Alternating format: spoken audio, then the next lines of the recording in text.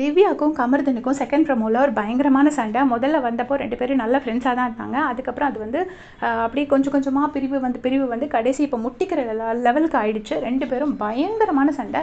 ப்ரோமோலேருந்து நான் இன்டர்பிரட் பண்ணது என்னதுன்னா, கமர்தனுக்கும் வேறு யாருக்கும் சண்டை நடந்திருக்கு போல இருக்குது. நடுவில் திவ்யா போயிருப்பாங்க போல இருக்குது. மேபி அந்த நைட்டு திவ்யா கால் மிதித்த பிரச்சனையை பற்றி பேசியிருந்துருக்கலாம் கமர்தன். அதனால அவங்க உள்ளே போயிருப்பாங்கன்னு நினைக்கிறேன். ஏன்னா பொதுவாக இல்லைன்னா அவங்க அதிகமாக உள்ளே போகிறதுக்கு வாய்ப்பு கிடையாது. இப்போ கமர்தன்கிட்ட திவ்யா வந்து என்ன சொல்கிறாங்கன்னா, எல்லாரும் இப்படி பேச விட்டு வேடிக்கை பார்க்குறீங்க அப்படின்னு சொல்கிறாங்க. ஸோ கமர்தன் ஏதோ திவ்யாவை பேசியிருக்காரு. அதுக்கு திவ்யா வந்து மற்ற ஹவுஸ்மேட்ஸ் கிட்ட கேட்குறாங்க, எல்லாருமே இப்படி பேச வச்சுட்டு வேடிக்கை பார்க்குறீங்களே அப்படின்னு. அதுக்கு வந்து கமர்தன் சொல்கிறாரு, தேவையில்லாமல் உள்ள வர வேலையெல்லாம் நீங்கள் வச்சுக்காதீங்க அப்படின்னு சொல்லிட்டு திவ்யாவை பற்றி கத்துறாரு. உடனே திவ்யா வந்துட்டு என்ன பேசணும் அப்படின்னு கேட்குறாங்க. அதுக்கு கமர்தன் சொல்கிறாங்க, நீ தேவையில்லாமல் பேசாத, கிளம்பு அப்படின்னு. ஸோ வேறு யாரோட பிரச்சனையில் திவ்யா நடுவில் வந்தனால கமர்தன் அப்படி சொல்கிறாரு. இந்த வீட்டில் அப்படிலாம் சொல்ல முடியாது. எல்லா பிரச்சனையிலையும் எல்லாரும் வந்து மூக்க நுழைப்பாங்க.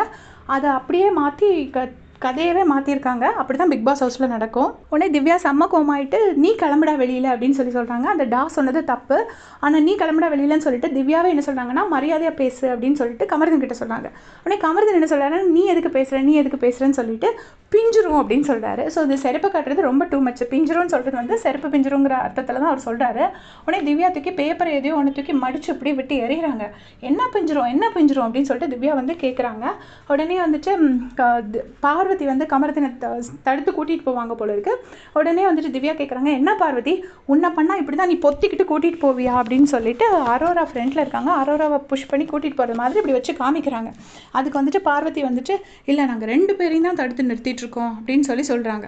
உடனே வந்துட்டு ஆமாம் போய் அப்படின்னு சொல்லி இந்த நம்பியார் பழைய படத்தில் எல்லாம் அப்படி 2 கை வரவி வைப்பாங்கள்ல, அந்த மாதிரி ஒரு ஆக்ஷன் காட்டுறாங்க. பயங்கரமான சண்டை.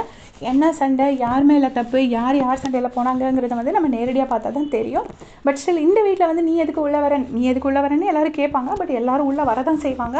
அதுதான் பிக் பாஸ். உள்ளே வரலைன்னா அதுக்கு வேற விஜேஎஸ் கேட்பாரு, நீங்கள் ஏன் போய் கேட்கல, அப்போ ஏன் சுமந்தீங்க, இப்போ ஏன் கேட்க வரீங்க அப்படின்னு சொல்லி கேட்க தான் செய்வாங்க.